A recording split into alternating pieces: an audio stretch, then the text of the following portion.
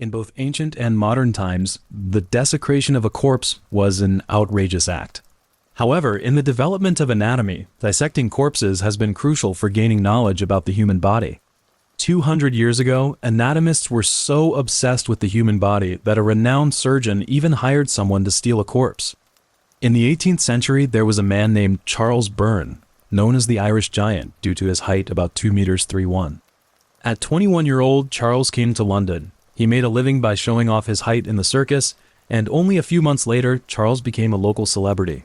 However, good times did not last long. Once he was drunk in a tavern, all 700 pounds he was carrying was stolen. This hit him hard, after which he began to drink heavily and contracted tuberculosis. His health deteriorated dramatically. News of the Irish Giant's serious illness and imminent death quickly spread through the city. Some anatomists were also informed of the news, notably John Hunter, a prominent surgeon who had originally taken a strong interest in Charles' body, but had only suffered from a lack of opportunity. Learning his body would most likely be desecrated and dissected, Charles lay dying in his apartment. No parents, no relatives, only his circus companions to keep him company. A dwarf stood by his bedside, on tiptoe, listening to Charles' last wish. He said, "Remember to bury me in the depths of the sea so that I will never again be made a laughingstock." On June 1st, 1783, Charles passed away. His circus friends placed his body in a lead coffin and transported it to Margate by the sea, preparing for a burial at sea as per his wishes. However, Hunter bribed the undertakers with 500 pounds to remove Charles's body from the coffin and replace it with stones. In the end, the lead coffin, filled with stones, was dumped into the sea, while Charles's skeleton was stored in Hunter's museum, displayed publicly for 2 centuries as an exhibition piece. Hunter's theft of corpses was not exceptional.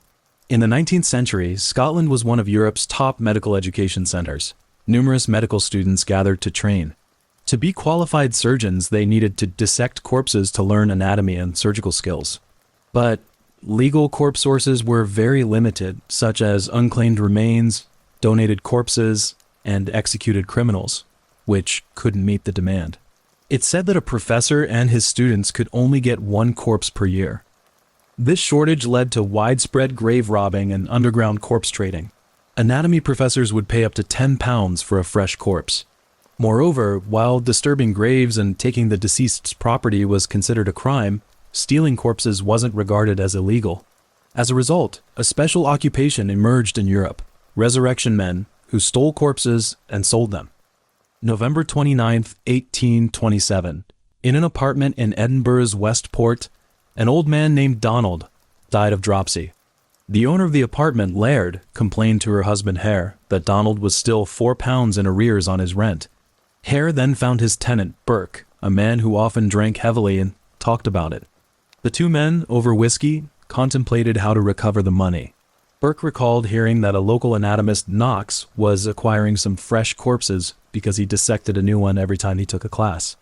Since Donald couldn't repay the rent, grave robbing wasn't a crime, and they could get paid handsomely, Hare and Burke decided to sell Donald's body to Knox. Under the cover of night, they opened Donald's coffin and took his body to Knox's residence. Knox didn't question the source. He just checked if it was fresh and offered £7 and 10 shillings. As they left, Knox's assistant informed them Knox would welcome them again for similar transactions. Realizing Knox needed a steady supply of fresh corpses, Hare and Burke go from stealing corpses to murdering humans. They chose those who were vulnerable: the homeless, the drunks, the prostitutes, the disabled, and the elderly. But the question was, in what way to kill them? After discussion, they planned to lure victims to Laird's apartment with the promise of drinks. Once there, they'd get the victims drunk. Then, Burke would pin the victim's upper body while Hare suffocated them by covering their mouth and nose. The identity of the first victim was hard to confirm, as Hare and Burke often got drunk during the crimes, making it difficult for them to remember the order of the murders. However, their murders definitely started in January 1828. Joseph, a miller living in Laird's apartment at the time, was suffering from the flu. Laird was worried that having a potentially contagious disease in the apartment would certainly be bad for their business, so Hare found Burke, and they decided to kill Joseph and sell his body. In the dead of night, the partner lured Joseph to drink. Once drunk, Burke pressed against his chest and Hare covered his mouth and nose until Joseph suffocated. This type of murder was safe and efficient because the victim was defenseless. The next 3 victims were a British traveling salesman, an unidentified elderly woman, and an elderly woman named Simpson. Like Joseph, the salesman suffered from a contagious disease, jaundice. Thus, Hare and Burke killed him without hesitation. Simpson was the first victim to be lured to his death by Laird. Simpson would often come to Edinburgh to sell salt and make ends meet, and occasionally, she would spend the night at Laird's apartment. No one cared about a lonely old woman, so Laird invites her to join her for a drink. During this time, Laird kept filling Simpson's glass with alcohol, and by the time the old woman was drunk, Burke and Hare murdered her. The unidentified old woman suffered a similar fate. These corpses were sold to Knox at £10 each. Records state that seeing Simpson's extremely fresh corpse, Knox just gave a meaningful look to Hare and Burke without questioning. In early April, Burke met 2 women, Mary and Janet, at a tavern. He paid for their drinks and invited them to his place for breakfast. Then the 3 left with 2 whiskey bottles. Back at Laird's apartment, they continued drinking. When Mary was drunk on the table, Janet kept chatting with Burke, but Burke's wife, Helen, discovered her husband flirting with a younger woman, and she angrily accused them of having an affair. Immediately afterward, a heated argument broke out. Burke complained that Helen was interrupting his work. He took a glass and slammed it into her, causing a cut to the corner of her eye. Witnessing this happen, Janet said she didn't know Burke was married, and then she abandoned her friend and left on her own. Later, Burke had Helen fetch Hare and Laird while he moved Mary to another room. Soon, Hare arrived, and together they locked the women out and suffocated Mary as she slept. Helen took Mary's clothing, and her body was sold to Knox. Impressed by Mary's corpse, Knox preserved it in whiskey for 3 months before dissection. Haldane, a stout old woman living in Laird's apartment, was found asleep in a stable by Hare and Burke after getting drunk. The duo smothered her to death on the spot. Incredibly, just a few months later, Haldane's daughter also moved into Laird's apartment. Fond of drinking, she became friends with Burke, who, predictably, murdered her while she was drinking with him. In May, an old woman was murdered, followed by a woman named Effie, a scavenger. In June, an old woman and her grandson, a mute boy, and both residents of the apartment, were also killed. Later, in his confession, Burke recalled how the boy sat by the kitchen fire while his grandmother was being killed in the bedroom. After her death, the boy was taken to the same room and murdered. Burke said, "It was the murder that disturbed him the most because the look on the boy's face before he was murdered always bothered him." On June 24th, Burke took Helen to visit her father. However, upon his return, he discovered poor Hare was dressed in new clothes and had extra cash. Realizing Hare had carried out the murder and sale of the body on his own, he lashed out at Hare. Later, he left Laird's apartment and moved in with his cousin. In fact, the rift between the 2 men did not last long. As accomplices in crime and driven by the fear of becoming destitute, Burke and Hare reconciled and resumed their murderous activities. At the end of September or early October, Hare visited Burke. During the time, they killed a laundress, followed by a relative of Burke's wife, a woman named Anne. Around this time, concerned about potential leaks, Laird suggested killing Helen, as she had not actually participated in their crimes. But Burke refused her proposal. James, a well-known figure on the streets, had a clubfoot that caused him to limp and also had intellectual disabilities. He relied on begging to make a living. However, Burke and Hare selected him as their next victim. In early October, Hare lured James to Laird's apartment with the promise of whiskey, then sent for Burke. The 2 men took James to a bedroom, claiming they could drink in peace there, and had Laird lock the door. But James didn't like whiskey, he preferred his snuff, so he didn't get drunk. Regardless, Hare and Burke attacked. Hare covered James's mouth and nose, while Burke held him tightly. Although James fought back, the locked door and his restrained body made resistance impossible. Eventually, James was murdered. His clothes and snuff bottle were taken, and his body was sold. On October 31st, Margaret, a middle-aged Irish woman, and the last victim, was enticed to Burke's house by the promise of a drink.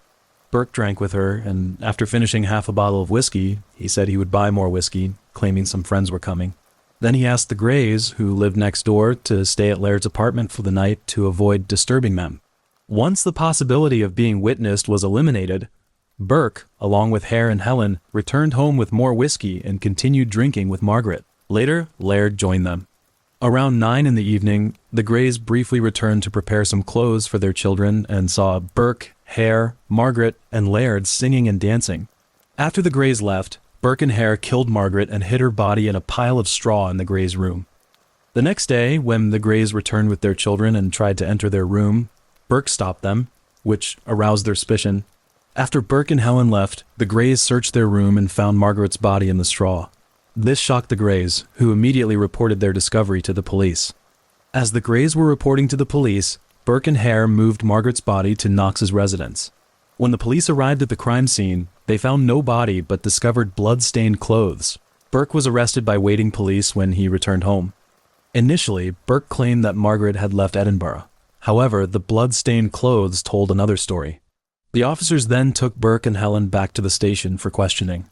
Although the inquest details were not revealed, the next day the police located Knox's autopsy room, where they found Margaret's body. Hare and Laird were also arrested. Although Margaret's body was found, the medical evidence was insufficient to prove that she was murdered, and the remains of the other victims had been autopsied by Knox. It was almost a perfect murder. However, in the final moments, the Chief Disciplinary Officer of Scotland stepped forward. He told Hare that if he could testify that Burke and Helen committed the murders, then he and his wife would be immune from prosecution. Hare, a man of unscrupulous means, agreed to the scheme.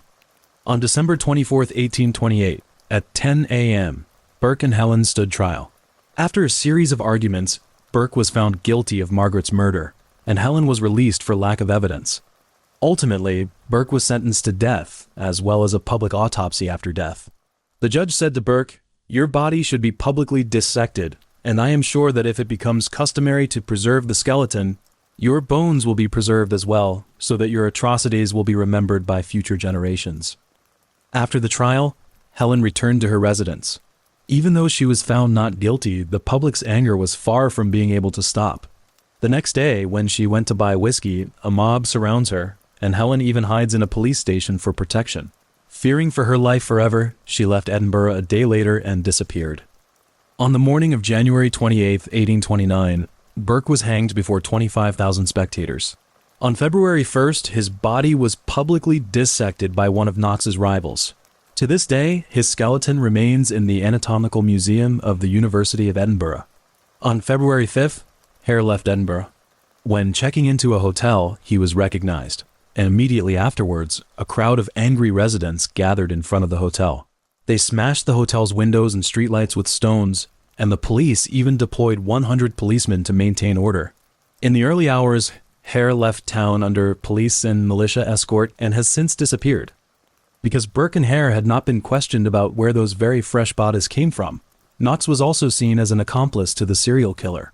However, although he was struck off the roll of members of the Royal Society of Edinburgh, he continued to practice medicine until his death in 1862. Up the close and down the stair, go inside with Burke and Hare. Burke is the butcher, Hare is the thief, Knox the boy that buys the beef.